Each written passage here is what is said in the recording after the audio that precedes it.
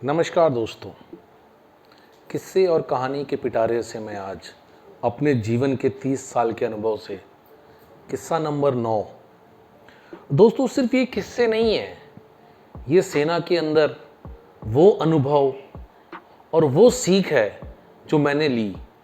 और आप देखिए, हर एक सीख के साथ क्या क्या किस्से जुड़े हुए हैं। तो दोस्तों, किस्सा कुछ यूं हुआ कि हमें प्रैक्टिस करने के लिए जो राइफ़ल दी गई, उस राइफ़ल का नाम हुआ करता था SLR। जैसे कि मैंने अपने पहले वीडियो में भी बताया था कि SLR का मतलब होता है सेल्फ लोडिंग राइफ़ल।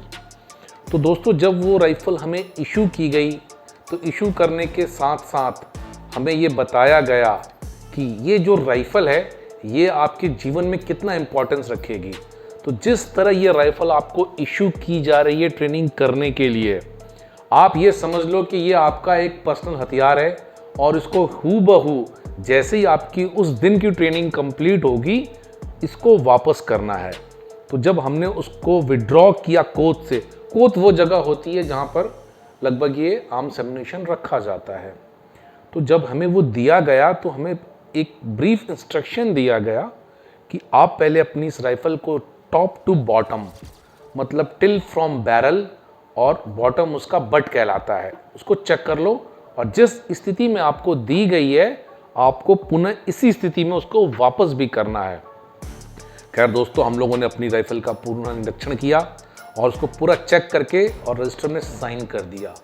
और जब हम उसको लेकर के अपने वेपन ट्रेनिंग एरिया में गए और जब हमारा वेपन ट्रेनिंग एरिया का जो कोर्स चला, अच्छा खासा कोर्स चला, उसको लेके यहाँ भागे वो भागे और वो काफ़ी उस वेपन से हमने ट्रेनिंग लिया।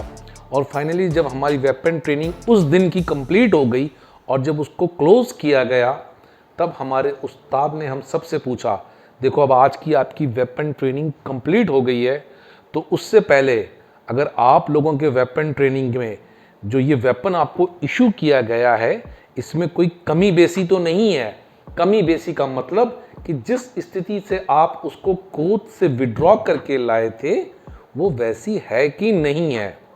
हम सब ने निरीक्षण किया और फाइनली निरीक्षण करने के बाद पाया कि जो SLR का जो बॉटम पार्ट होता है, जिसको कि हम उसके नीचे एक प्लेट लगती है और उसको बट बोलते हैं, बट का जो एंड पार्ट होता है जो बिल्कुल नीचे होता है, उसके पीछे एक बट प्लेट लगती है और उस बट प्लेट के अंदर 2 स्क्रूज लगते हैं फ्रॉम फर्स्ट एंड सेकंड। तो दोस्तों, इस पूरी भागदौड़ में, इस ट्रेनिंग की प्रक्रिया में उस दिन अचानक ना जाने कैसे घटना घटी और उस बट प्लेट का एक स्क्रू निकल करके कहीं गिर गया। उस्ताद ने जब ओके रिपोर्ट मांगी कि सबका हथियार ठीक ठाक है, तो मैंने कहा कि उस्ताद, मेरे हथियार का जो बट प्लेट है उसका स्क्रू जो है वो गुम हो गया है। अब उस्ताद ने पूरे बैच को बुलाया, बैच में करीब 20 लोग थे। बोला, तुम्हें 5 मिनट का समय देता हूं, जाओ चाहे पाताल को खोदना पड़े खोदो, मगर उस बट प्लेट के स्क्रू को ढूंढो। हम लोग बिल्कुल, आप समझ लो, पागलों की तरह हर वो जगह जहां हमें ये उम्मीद थी कि ये बट प्लेट का स्क्रू मिल सकता था ढूंढा, मगर फाइनली 5 मिनट बाद हम लोग निराश होकर के उस्ताद के पास आए और उस्ताद से बोला कि उस्ताद वो नहीं मिल रहा है। उस्ताद ने बोला नहीं मिल रहा है तो चलो उसका परिणाम अब भुगतो। तो उस्ताद ने सिर्फ उस एक SLR राइफल की बट प्लेट की स्क्रू गुम होने के कारण उस पूरे मेरे बैच जिसमें 20 रिक्रूट्स थे, सबको इतना रगड़ा पट्टी मारा, इतना रगड़ा पट्टी मारा और फिर खुद मिल करके एक बार पुनः कोशिश किया और फाइनली वो बट स्क्रू मिल गया, मगर उसकी कीमत हमें अपने घुटने और अपनी कोहनियों को छिलवा करके ढूंढना पड़ा। खैर, जब हम लोग फाइनली एक बार फिर से एकत्रित हुए, तब उस्ताद ने जीवन का वो लेसन दिया जो शायद ताउम्र हम फिर भी नहीं भूले। तो लेसन दोस्तों इस प्रकार था कि दोस्तों ने उस्ताद ने बोला कि क्या तुम्हारे मन में ये नहीं आया कि किसी एक रिक्रूट का बट प्लेट का स्क्रू गुम हो गया और पनिशमेंट सबको मिली?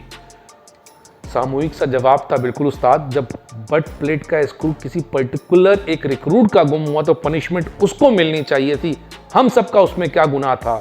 सबके मन में ये प्रश्न उठा तब उस्ताद ने जीवन का वो सीख दिया जो सेना में रहते हुए ताउम्र हम लोग नहीं भूले। सबक ये था कि जब तक आप सेना में रहेंगे, मैं और मेरा ये सोच आपके मन में नहीं रहेगी।